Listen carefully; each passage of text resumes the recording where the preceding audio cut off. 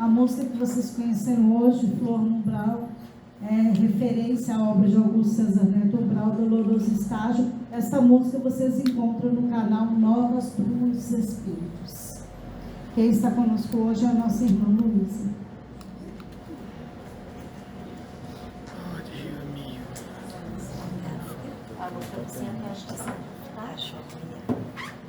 Boa noite. Muitos que já me conhecem nessa casa sabem da satisfação de estar aqui, né? É sempre muito bom poder estar entre amigos. E chamo a todos de amigos, porque somos irmãos em Cristo. E a amizade é um laço que nos une e que nos eleva a todos. Então, muito obrigada mais uma vez à casa por ter me acolhido, me chamado. Hoje falando de um personagem que mundialmente ficou conhecido, justamente porque, como homem na terra, encarnado, sofreu as maiores mazelas, mas no final soube encontrar o caminho e, reconhecido por isso, reconhecido pelo céu, pela espiritualidade, por Jesus, pôde então dar o seu testemunho de uma forma muito bonita. Nós vamos falar hoje de Paulo de Tarso, que foi o evangelizador escolhido por Jesus para que pudesse espalhar o seu nome, o seu galardão, espalhar a sua mensagem pela terra na época em que Jesus aqui esteve conosco. Nós vamos trabalhar hoje esse livro, Paulo e Estevão. Como vocês podem perceber, é um livro bem grande. Então, quando vamos fazer o estudo, ficamos pensando o que é que nós poderíamos trazer desse livro que pudesse nos ajudar em pleno século XXI. A história que aqui está faz parte de 5 livros que foram romanceados e que são romances históricos de Emmanuel. Paulo e Estevão é um desses livros. Nós temos outros espíritos que também trabalham nessa linha, e um deles muito conhecidos de vocês, que é o nosso querido Augusto César Neto, que também trabalha suas histórias, que trabalha romances históricos, como Paulo e Estevão também é um romance histórico. Então, hoje nós vamos trabalhar esse livro de forma a termos uma ideia do que seja a obra, e para quem já leu a obra, buscá-la de novo e relê-la, e para quem ainda não leu, é um excelente convite para 2026, né? Comprar esse ano e ainda poder até esse ano mesmo começar a leitura dele. Pois bem, vamos lá. Nós vamos falar então do papel do cristão na sociedade moderna. O nosso papel na sociedade enquanto cristãos. Tendo por base, tendo por exemplo, esse personagem mundialmente conhecido, que é o nosso querido Paulo de Tarso, na Igreja Católica, São Paulo. Né? Esse que foi um caminheiro, que caminhou levando a palavra do Cristo, que fundou várias igrejas e que, ao final de sua vida, não mais podendo fazê-lo, começou a enviar cartas. Então, nós temos aí várias cartas de Paulo, que foram mensagens, inclusive mediunizadas, porque nessa época Paulo já estava sobre a orientação de Estevão. Por isso o livro chama-se Paulo e Estevão. E nós vamos vendo à medida que formos conversando um pouquinho sobre tudo isso. Então, esse é o livro. O livro é dividido em 2 partes. parte, nós vamos conhecer Saulo, que no futuro se torna Paulo, mas que era um homem muito influente, era um homem da lei, era um homem extremamente culto para a sua época e que tinha bastante influência entre os seus. Era um homem bastante desejado. Era um homem que, onde chegava, a sua presença se fazia valer. Ele era um homem que tinha por fé a lei mosaica e ele a defendia com toda a sua vontade. Defendia Moisés de forma assim, bem bonita, de forma bem forte. Mas nesse primeiro momento, da primeira parte do livro, onde ele ali se torna um homem agressivo, um homem que, com essa fé, com esse seu desejo de defesa de Moisés, ele, como muitos de nós, ele encontra um caminho, segue por esse caminho, sem perceber que estava equivocado. Que não era bem assim que as coisas deveriam acontecer. Mas é assim que ele, enquanto esse homem austero, que tem os seus pensamentos e os dá extremo valor, ele segue a sua vida. Nesse primeiro momento, na primeira fase do livro, ele é um perseguidor de cristãos. E ele persegue de forma muito cruel aos seus irmãos, que naquele momento já conheciam Jesus, já tinham ouvido falar de Jesus e estavam interessados em continuar a seguir Jesus. Ele então não reconhecia Jesus como esse homem do céu. Ele só reconhecia a lei mosaica e Moisés.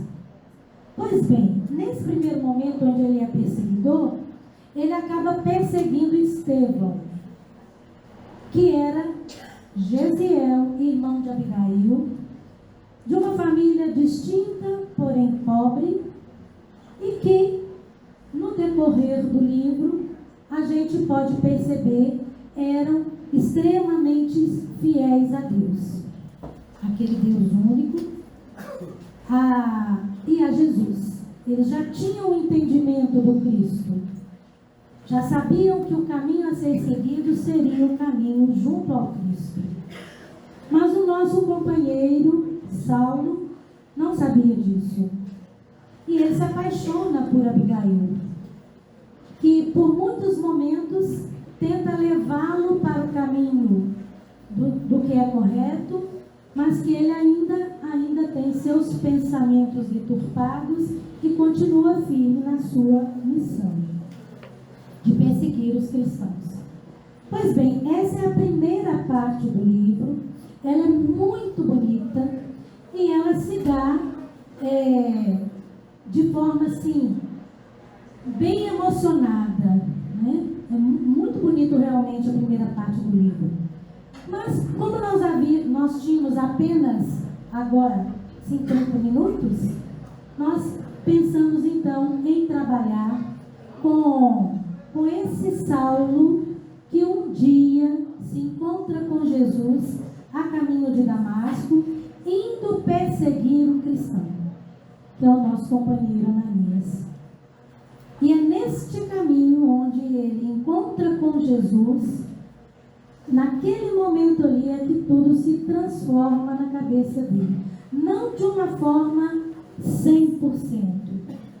Porque o livro vai nos mostrar, principalmente na primeira parte, que foram 7 os chamados do Senhor para Saulo, para o seu entendimento de que o seu caminho estava equivocado, de que não era daquela forma que ele deveria agir.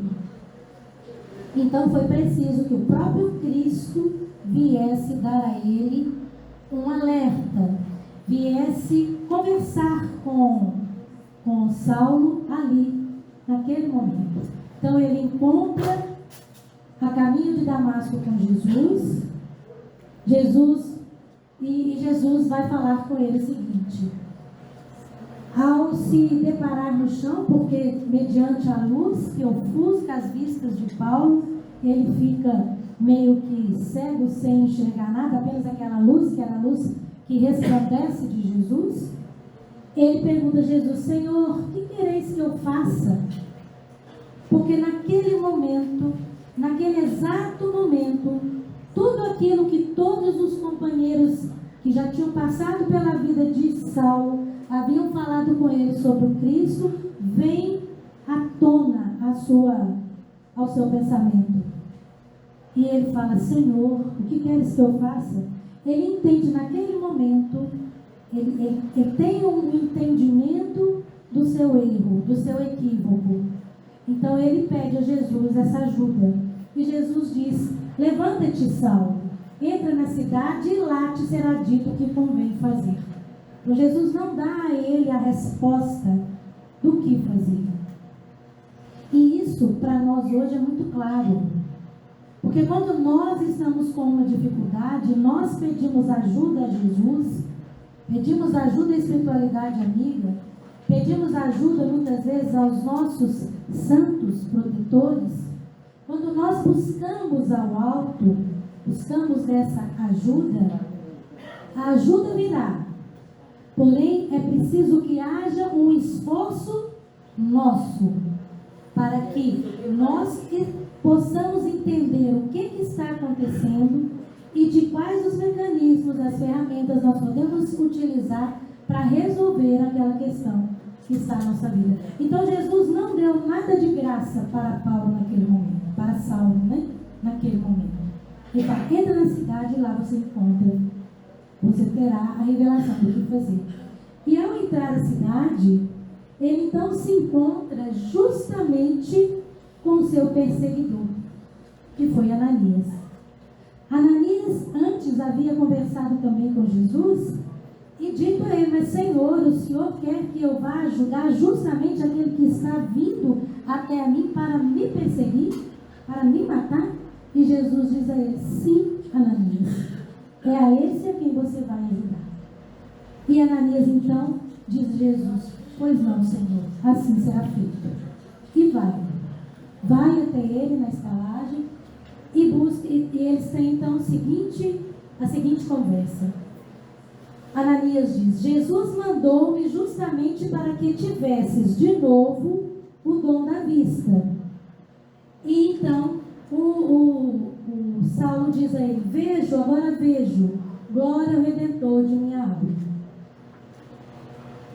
Quando ele entra na cidade e se instala como cego, porque ele ficou cego, ele passa nessa estalagem 3 dias, com as vistas completamente escuras, numa aflição, num desespero muito grande, porque foi justamente a oportunidade de ficar cego e de ficar 3 dias e 3 noites assim, foi que deu a ele a oportunidade de sentir e de lembrar de tudo aquilo que todos os seus amigos haviam dito a ele no passado.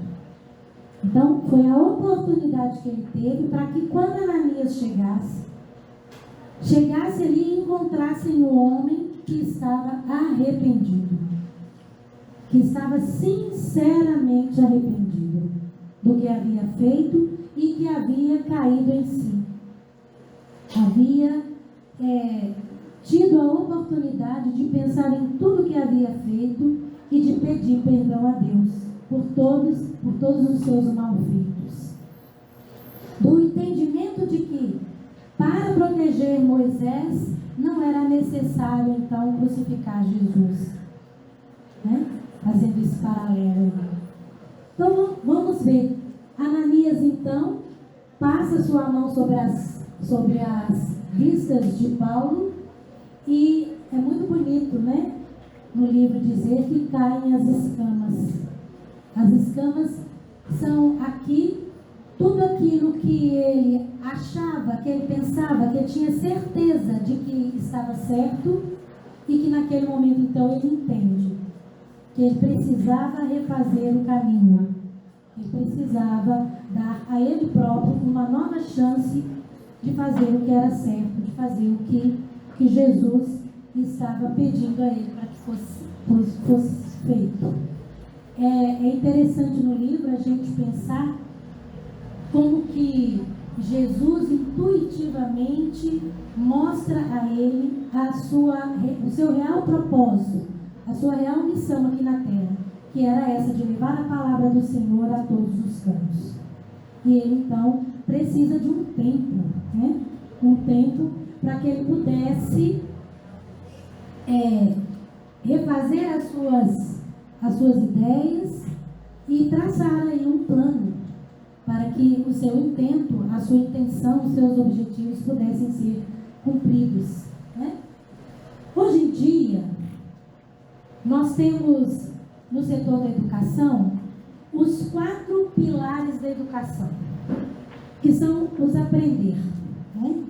Nós vamos ver os 4 pilares da educação que se ajustam exatamente ao que Paulo fez, ao que Paulo se propôs, a essa proposta gloriosa e grandiosa de Deus, de Jesus para com Paulo.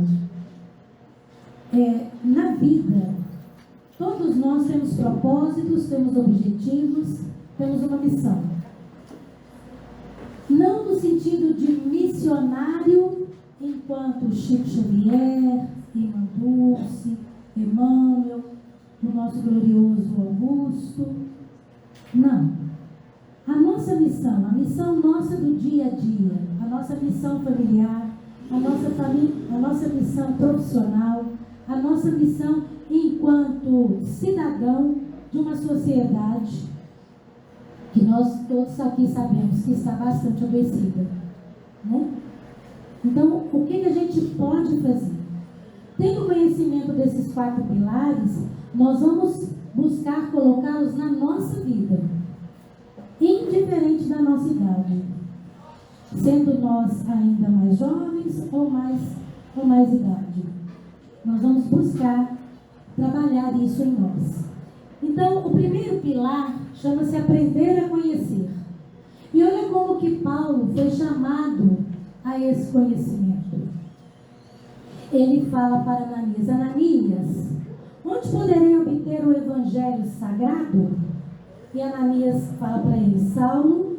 Aí Ananias fala para ele: olha, esse evangelho você vai conseguir ele com Mateus. Mateus tem uma cópia dele e ele vai poder te dar essa cópia para que você possa entrar em contato com as palavras relatadas ali.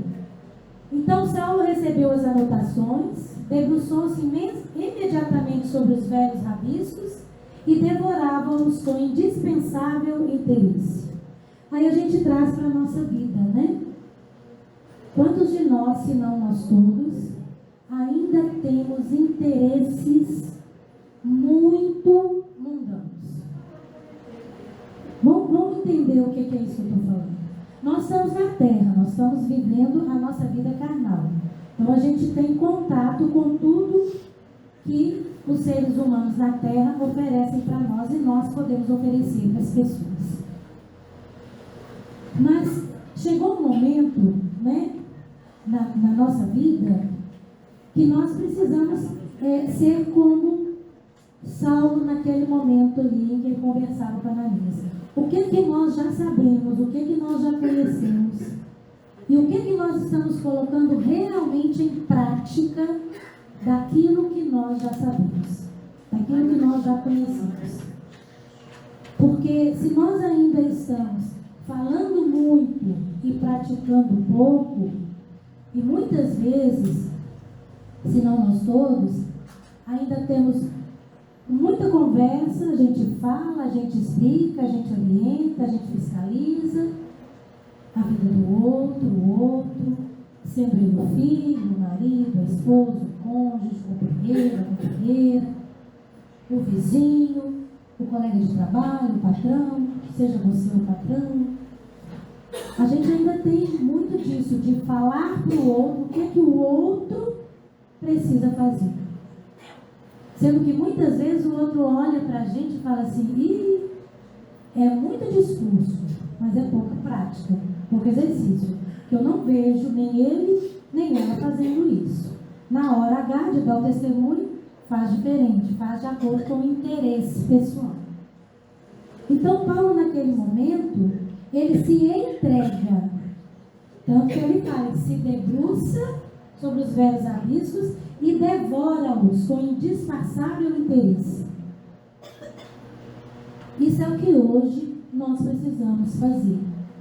Buscar o entendimento daquilo que Jesus deixou para nós e, tendo esse entendimento, claro que cada um de nós vai ter esse entendimento num padrão diferente, e é por isso que as diferenças são tão importantes na Terra, porque o que eu sei de determinada parte, o outro não sabe, assim como eu também não sei da parte que ele sabe.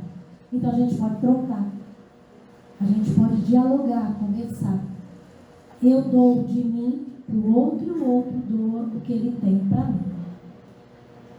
Aqui nesse vai e vem, precisa haver muito o que hoje a gente tem visto muito na nossa sociedade como um todo, a falta de respeito ao pensamento do outro, ao sentimento do outro.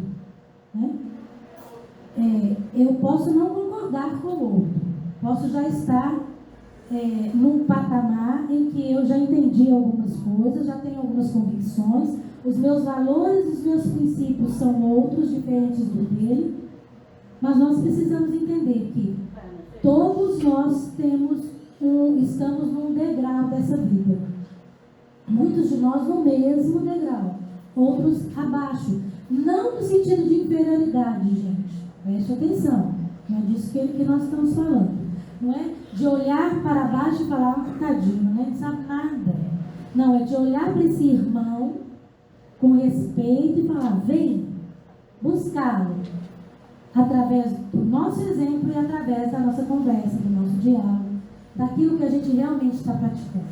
Então, Paulo se tornou esse apóstolo do Senhor, que é conhecido como apóstolo dos gentios, que eram na época esses povos que eram pagãos, que não acreditavam em Deus, que não tinham uma religião, e ele foi falar justamente para essas pessoas de Jesus. Ele foi espalhar o conhecimento que ele aprendeu debruçando no Evangelho.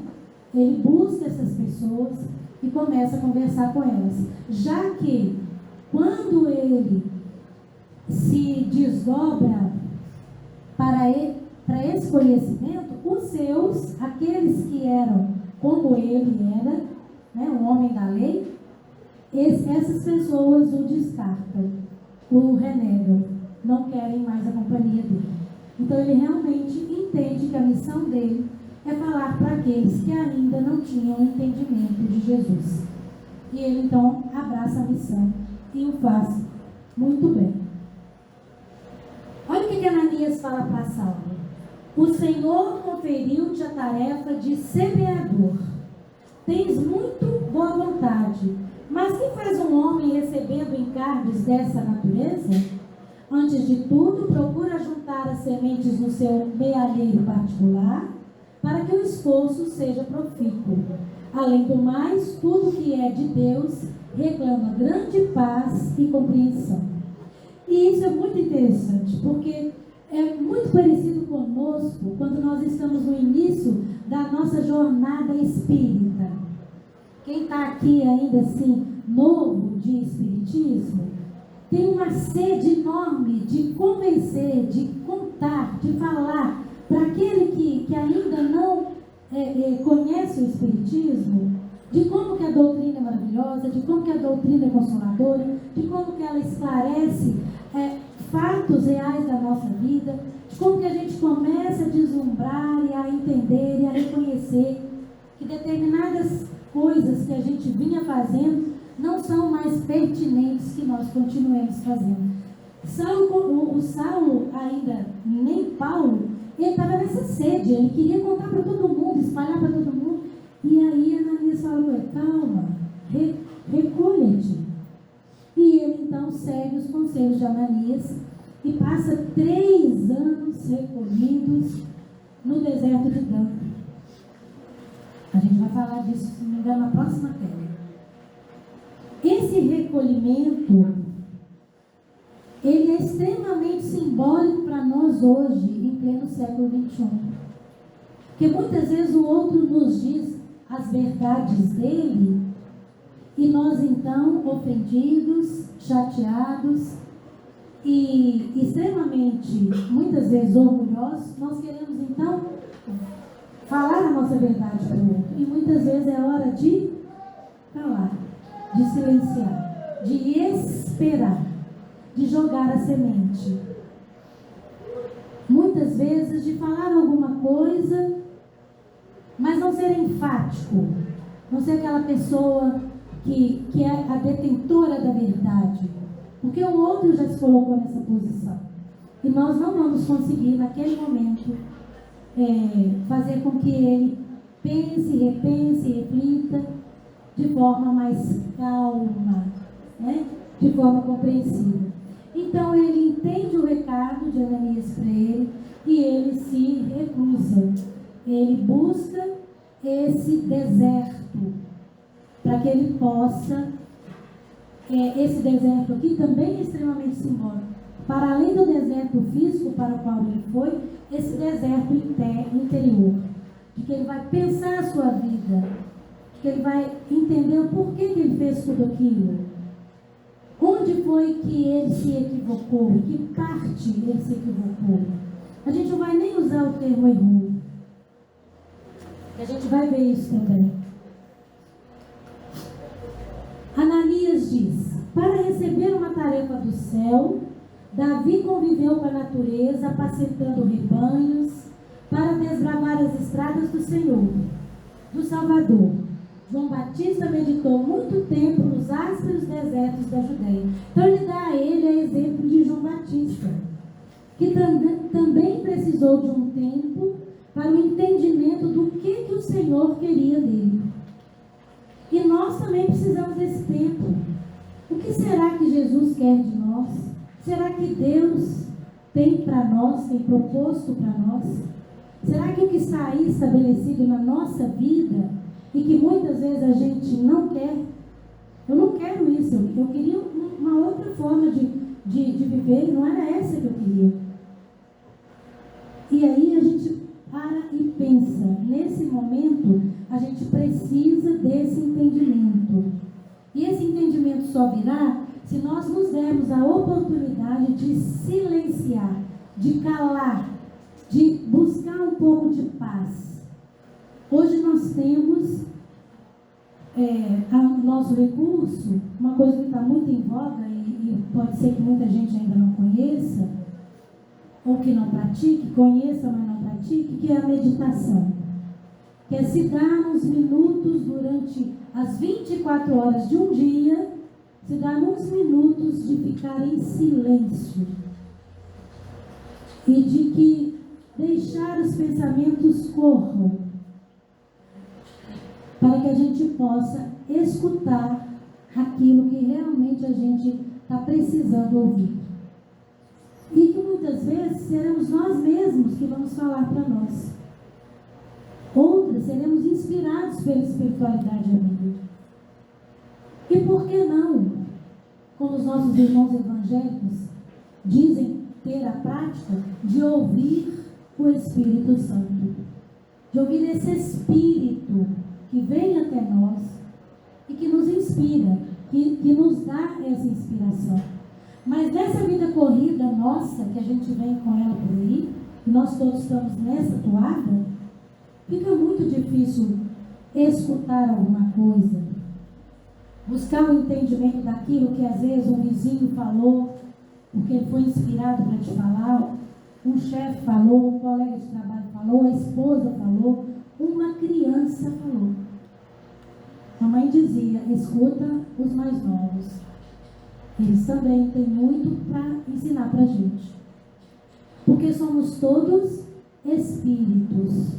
Somos todos, hoje, espíritos encarnados. Então, nós somos apoio verdadeiros uns dos outros. Mas para que sejamos esse apoio, é preciso que haja uma certa liberdade, uma certa oportunidade que você dá de ouvir o que o outro tem para falar. Porque muitas vezes a gente segura só o que a gente gosta, o que a gente pensa, o que a gente quer, e não dá outra a devida vazão. Gamaliel, que foi o orientador de Saulo, e que por muitas vezes o orientou, disse para ele, olha, reveja isso que você está fazendo. Nós temos hoje o Messias, ele está aí, ele está conosco. E ele o tempo todo refutava Jesus. Não queria nem saber dessa história. Então Gamaliel diz para ele, bem sabemos que os profetas e homens de Deus foram a lugares ermos, a fim de sentirem as reais inspirações do Altíssimo, antes de ministrarem com êxito a santidade da palavra. Então, se ele tinha o dom da palavra, e ele era um orador exímio, era aquele homem que, como doutor da lei, ele, em praça pública, ele subia assim, eles subiam naquela época assim, né? Além do Sinédrio, que era o lugar onde esses doutores iam, eles também subiam assim, em lugares na praça, e eles iam falando e o povo ia chegando, eles iam falando e o povo ia chegando. Eles tinham o dom da palavra.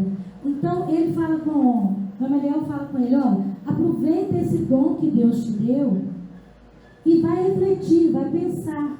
Primeiro, vai se apacentar. Vai apacentar o seu coração, os seus sentimentos. Porque nesse momento, o nosso querido Saulo, ele ainda estava muito desnorteado, desequilibrado. Como muitos de nós passam na vida momentos assim, de desequilíbrio emocional, desequilíbrio psicológico. E a gente precisa de um apoio, de algo que possa nos ajudar a voltar ao prumo, a voltar ao equilíbrio. Então ele dá esse conselho para ele. Então Saulo passa esses 3 anos no deserto de Dan com o casal Áquila e Prisca, que são um casal extremamente afetuoso, acolhedor, e que entende perfeitamente que ali tinha à frente deles um homem com muitas qualidades, mas que estava totalmente perdido de como começar, de como enfrentar, de como fazer. Nós também, muitas vezes, estamos assim, né? Perdidos em determinadas situações que ocorrem na nossa vida. E aí aquela dificuldade aparece e muitas vezes nós trocamos os pés pelas mãos. Nós tomamos atitudes, tomamos ações, falamos coisas antes mesmo de nos darmos a oportunidade de pensar ou de ouvir o outro. Então ele segue os conselhos e vai se recusar. Já que ele foi, ele então precisa dar mais um passo. Ele começa nessa pegada de pensar a vida dele, das coisas que ele fez, de como que ele fez, e começa o verdadeiro arrependimento. Mas ele não fica só no arrependimento.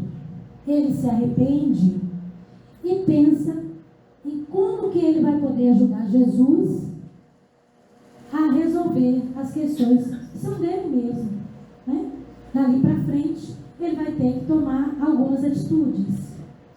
Entre ele e Jesus havia um abismo que o apóstolo soube transpor em decênios de luta redentora e constante. E ele fala no livro: preciso servir àquele que se dignou arrancar-me das trevas do mal. Quando Jesus aparece para ele, o cega, e logo depois Ananias tira as escamas da sua vista e ele volta a ver, ele volta um novo homem, não novo 100%, mas com novas ideias, com novos propósitos, que ele sabia que precisava colocar em curso. Porque para nós também é a mesma coisa. Adianta a gente colocar, estamos chegando no final do ano, é um ótimo exemplo, me ocorreu agora. A gente anota lá no caderno, ano que vem, esse ano não deu para fazer isso, não deu para fazer aquilo, aí vou colocar no meu caderno aqui quais são os propósitos para 2026. Eu coloco no papel, mas não coloco em curso. Não penso em nada para que eu possa fazer com que aquilo se concretize, para que aquilo vire realidade. Foi isso que Paulo fez. Ele, na primeira parte, ele volta em casa e tenta contar para o pai, tenta falar para o pai de Jesus. E o pai, então, o refuga, o renega mesmo e o põe para fora. Não aceita mais. Diz que ele estava louco, que ele havia enlouquecido e que ele não reconhecia o filho. Então ele perde exatamente tudo. Ele perde a sua arrogância, ele perde a sua prepotência, ele perde o seu público, ele perde a família, ele se vê sozinho. E quando ele vai para o deserto, encontra Áquila e Prisca, ele se lembra que quando ainda jovem, muito jovem, rapazinho, ele tinha por profissão ser tecelão, tecer as mantas. E ele então, ele fala com Áquila e Prisca, que também eram tecelões. Ele fala com eles, eu vou ajudar vocês nessa empreitada, e daí é que eu vou tirar o meu sustento, porque ele passa a não ter mais salário, ele não tinha mais dinheiro, ele vira uma pessoa bastante pobre mesmo, bem miserável. E ele começa então tudo de novo. Ele passa esses 3 anos tecendo e buscando o entendimento de como servir a Jesus. Precisamos estudar um meio de difundir a nova revelação com a maior amplitude possível. Jesus é um socorro do céu. Tardar na sua mensagem é delongar o desespero dos homens. Aliás, a palavra evangelho significa boas notícias. É indispensável espalhar essas notícias do plano mais elevado da vida. Aí ele tem um insight. Ele tem uma ideia, que a gente sabe que é uma ideia que já vem do plano espiritual, de quando ele, antes mesmo de reencarnar como Saulo, havia combinado lá no plano espiritual. É nesse momento que ele se lembra disso, desse compromisso dele, de que, sendo ele um homem de palavra, um homem orador, ele conseguiria chegar no coração dos homens através dessas palavras. Assim como ele fazia a sua oratória e convencia a todos, aos seus amigos ali daquela época sombria dele, de Saulo, convencia a juntar as pessoas e ir atrás dos cristãos e os matar e os violentar. Ele falou, bom, então eu posso fazer o contrário. Eu posso levar a palavra do Senhor e ajudar. E foi exatamente isso, então, que ele, nesses 3 anos, se prepara para. Né? Esse exemplo do Paulo é muito interessante para nós. Eu estava vendo, ela chama Ana Beatriz Barbosa. Ela é uma médica neurocientista.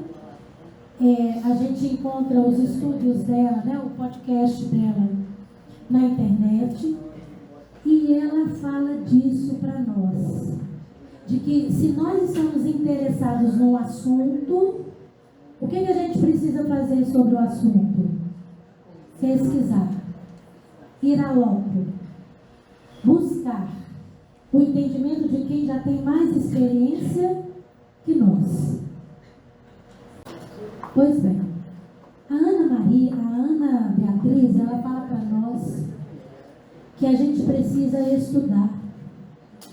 Então, se nós estamos com um problema, nós temos o Evangelho para nos dar várias ideias de como resolver o problema. Nós temos hoje a espiritualidade amiga que, através dos seus livros, também vão trazer para nós o conhecimento daquele assunto. Nós temos, por exemplo, uma irmã chamada Joana de Ângeles, que muitos de vocês conhecem, que e isso é informação sobre Joana, que só no plano espiritual, para que ela pudesse vir e trazer os livros que ela trouxe para nós, ela precisou de 50 anos estudando, para que depois ela pudesse começar a rascunhar as primeiras páginas. Então, no plano espiritual demanda estudo, no plano físico também demanda esse estudo. A gente buscar o entendimento daquilo que a gente ainda não sabe o que fazer, de como fazer, quais são as estratégias que eu vou usar, que caminhos eu vou buscar, e ir colocando isso em prática. Então Paulo começa a sua caminhada. E aí, nesta caminhada que ele já aprendeu a fazer, porque quando ele volta à sua origem de tecelão, ele tem a oportunidade de, enquanto tece, nas suas horas vagas, ele vai lendo o Evangelho, vai estudando o Evangelho, vai tendo sonhos que são inspiradores, reveladores, que vão dando a ele o entendimento daquelas palavras, para que ele possa chegar na hora exata e, ao conversar com os gentios, com aqueles que ainda tinham puro o coração, porque não tinham religião, ele pudesse então colocar naquele coração a sementinha de Jesus e ali florescer, né? As coisas começaram exatamente assim. Então ele diz assim: vejo-me cercado de enormes dificuldades, sinto-me no dever de espalhar a nova doutrina, felicitando os nossos semelhantes. Jesus encheu meu coração de energias inesperadas, mas a secura dos homens é de amedrontar os mais fortes. Será que a gente não está vendo isso hoje em dia ainda não? Quando a gente vê tanta guerra, tanta dissidência, tantos problemas que nos últimos anos nós estamos encontrando dentro das nossas famílias, porque uns pensam assim, os outros pensam de outra forma, e não há condição de haver ali um entendimento. Eu vou compartilhar com vocês, não é nem legal isso não, mas eu vou compartilhar uma coisa com vocês. Eu tenho 2 genros, tenho 2 filhas, tenho 2 genros. Uma filha e um genro tem um jeito de pensar a vida, o sentido partidário, em todos os sentidos mesmo. Um são de cachoeira, de vida, de natureza, e os outros 2 são bastante pragmáticos, é da vida mesmo, é trabalho. Aí tem o outro lado, aí já é outro partido, já gostam de conforto, não gostam de ir para a natureza, porque lá não vai ter conforto, gostam de hotéis. É um exemplo sério que eu estou dando. E quando nós tivemos aqui, né, as dissensões partidárias, começou a haver rixa na hora do domingo, na hora de almoçar. E aí eu fui bem rígida. Num desses dias eu conversei com os 4 e falei com eles: aqui dentro da minha casa nós somos família. Tudo que é de diferente vai ficar lá fora. Aqui nós vamos rir, brincar, conversar. A gente vai falar, vamos combinar as viagens. Pode ser para a natureza, pode ser para um hotel, mas nós vamos combinar de forma respeitosa. Porque muitas vezes o que aconteceu com as famílias brasileiras de entrar em assuntos, né, e que acabaram rachando a família, deixando a família dividida, e muitos, a gente tem visto isso muito ainda, inimizade na família. Inimizade com tio, com tia, com sobrinho, com primo. Pessoas que eram amigas, que tinham uma ligação e que por causa de alguns assuntos que rondam a sociedade, aquilo ali acabou sendo uma dissensão familiar. A gente precisa ter peito, precisa ser forte para falar. Aqui não. Aqui a gente vai conversar de tudo. Tudo que a gente quiser conversar, mas com respeito. E isso fez com que os 4 entendessem o recado e nunca mais nós tivemos uma briguinha disso. Eles continuaram com os mesmos pensamentos. Um casal pensa de um jeito, o outro do outro, mas quando a gente junta, hoje eu já estou com neta, né? A outra já está grávida, vai ganhar neném agora, aí os assuntos são outros, e a vida voltou no turno, porque se a gente deixa, as coisas deslingolam mesmo. E assim era com ele. Olha como é que ele fala: secura dos homens é de amedrontados mais fortes. Paulo passou por momentos muito difíceis. Muito. Ele foi muito corajoso. Ele foi muito certeiro. Ele entendeu o que ele precisava fazer e dali para frente ele buscou fazer isso. Então as pedradas vieram. Literalmente, vocês vão ver no livro. As pedradas vieram. Ele muitas vezes andou com os joelhos desconjuntados, porque ele estava extremamente fraco, comia mal, se vestia mal. Mas nada das dificuldades que ele teve tiraram o foco de seguir Jesus, de dar o entendimento de Jesus. Então hoje a gente precisa repensar a nossa vida. O que está dando errado? Por que está dando errado? Quando foi que as coisas começaram e que esse erro se desencadeou, cresceu, se fortaleceu e hoje eu tenho algo que me deixa triste, angustiado, que me deixa muitas vezes desesperado, que eu não sei o que fazer? Então a gente vai precisar estudar. E a espiritualidade amiga, ela fala para nós de tudo, de todos os assuntos, sem tirar nem pôr nenhum. Quando a gente lê as obras de Augusto, que são a passagem da vida dele, a gente vê nas dificuldades que ele e os personagens dos livros dele nos mostram, como que as coisas foram se encaminhando. E como que os personagens, uns ainda muito equivocados, outros mais direcionados, foram uns ajudando os outros, ou não. Porque nós não vamos ajeitar, consertar o mundo de fora para dentro. A gente conserta o mundo de dentro para fora. E aí, através desse mundo consertado nosso, é que o outro vai percebendo a nossa mudança. E se ela é expressiva, se ela é uma mudança que ela consegue se expandir e mostrar para o outro, sem falar nada, sem falar de espiritismo, sem falar de Jesus, porque a nossa vida precisa ser um livro aberto para o outro, nesse sentido, do esclarecimento. Se eu já tenho Jesus comigo, se eu já tenho esse valor, esse princípio, esse valor, esse princípio, ele aparece em mim para o outro.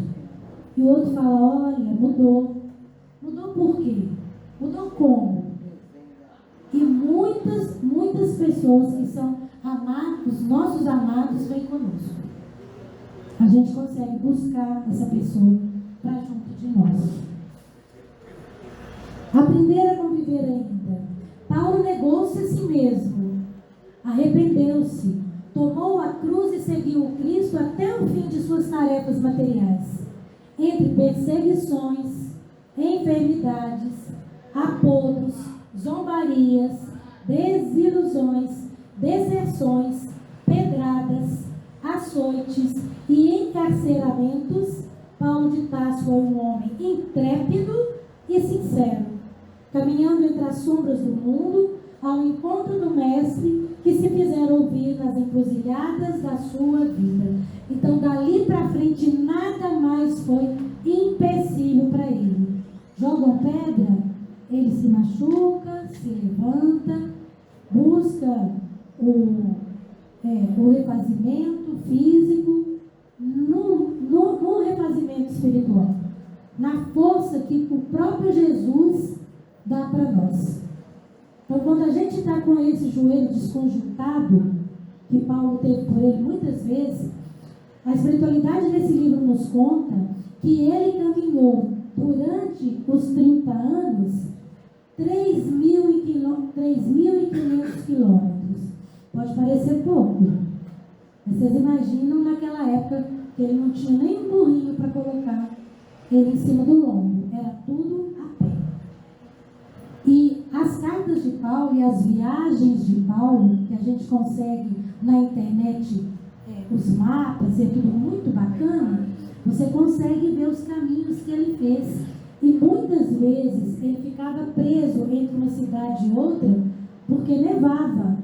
O lago virava gelo e ele não conseguia, muitas vezes ele ficava ilhado dentro do lago.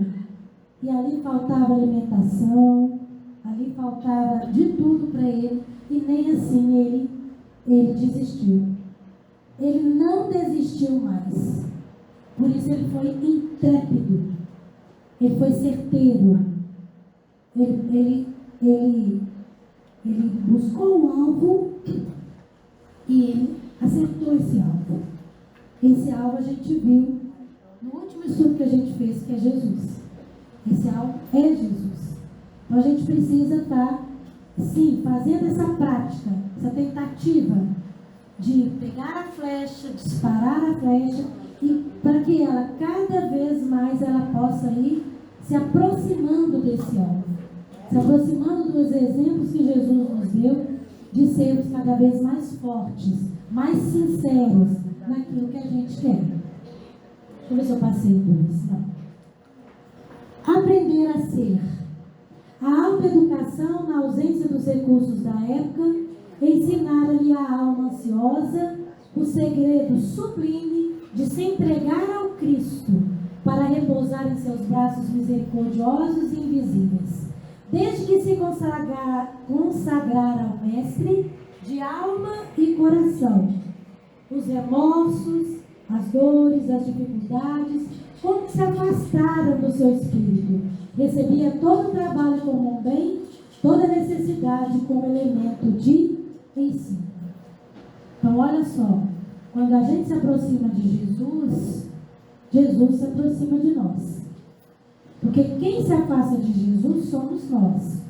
Ele continua no mesmo lugar. Ele está junto de nós o tempo todo. Então, quando a gente busca Jesus, a gente tem esse entendimento cada vez melhor, né? De como fazer as coisas darem certo na vida da gente. Como falar aquela boa palavra, de pronunciar a boa notícia naquele momento e lançar a sementinha que Ananias falou com ele, que era o propósito dele.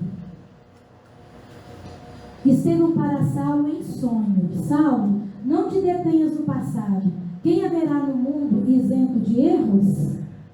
Então, a gente erra.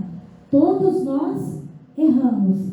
A questão é consciência. Errei e agora o que faço para dar curso e fazer a coisa certa? Reverter a situação.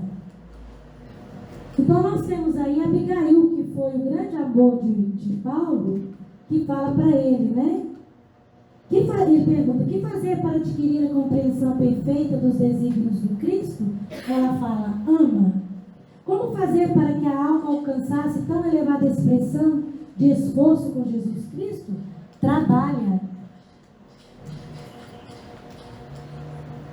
Que providências adotar contra o desânimo destruidor? Espera. E como conciliar as grandiosas lições do Evangelho com a indiferença dos homens? perdoa. São 4 conselhos importantíssimos para nós todos. Precisamos amar, trabalhar, esperar e perdoar. Precisamos estar sempre o tempo todo nessa toada, amando, esperando que vai dar certo. Enquanto espera, trabalhamos. Enquanto trabalhamos, vamos dando curso no nosso propósito. Jesus a Paulo: sim, Paulo, ser feliz, vem agora a meus braços, pois é da vontade de meu Pai que os verdugos e os mártires se reúnam para sempre no meu reino. No final do livro é maravilhoso. Quem busca Paulo, em princípio, é Ananias. Quem foi o orientador de Paulo a vida toda foi Estevão, o seu grande perseguidor. Ele perseguiu e matou Estevão, irmão de Abigail, que era o seu grande amor. E ele descobre isso na hora derradeira. Na hora em que ele mata o irmão de Abigail, que ele descobre que ele estava matando Gesiel, que tornou-se Estevão pelas condições de escravidão que ele passou por ela. Então, olha que lindo. Logo na sequência, Jesus então encontra-se com Paulo no plano espiritual e o recebe, dizendo a ele que ele tinha conseguido dar curso em tudo que ele tinha planejado.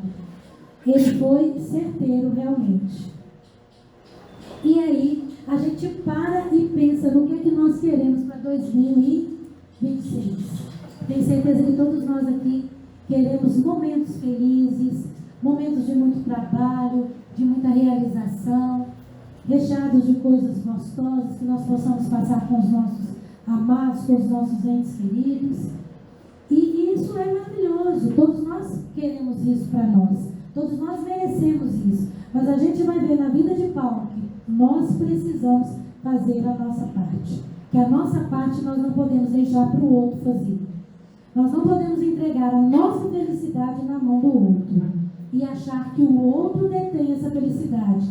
E que muitas vezes, quando ele nos decepciona, quando ele vai embora, ele e ela, né?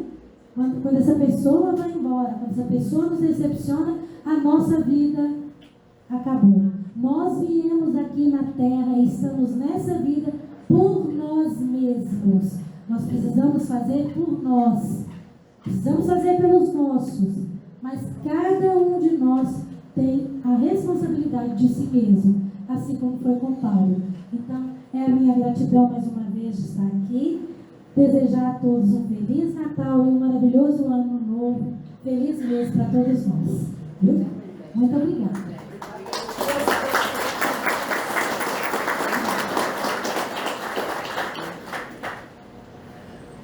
Pediu para fazer a prece, né? Eu dormindo aqui, gente. Senhor Jesus, querido divino amigo, estamos, Senhor, chegando a mais um final de ano. Este ano, Senhor, foi muito bom. Nas dificuldades, nas alegrias, nós sempre tivemos o Senhor ao nosso lado, a espiritualidade que também pôde nos assessorar, nos ajudar. E queremos, Senhor, agradecer por tudo que aconteceu conosco. Como pedintes que somos, Mestre amado, vamos então, nessa assembleia querida que aqui se faz, pedir-te que continue conosco, continue a nos orientar, a nos dar as condições necessárias, Senhor, para fazermos dos nossos problemas os nossos acertos, para darmos mais um passo na senda do Senhor. Que todos nós aqui reunidos possamos, nesse final de ano e no ano vindouro, sermos cada vez mais juntos de Ti, juntos do nosso Pai, juntos da espiritualidade unida. Agradecemos por hoje, por essa reunião, por todos os aprendizados junto a Paulo de Tarso. Agradecemos, Senhor, por Paulo de Tarso. Que o Senhor fique conosco, nos guarde e nos ilumine, hoje, agora e sempre. Assim seja.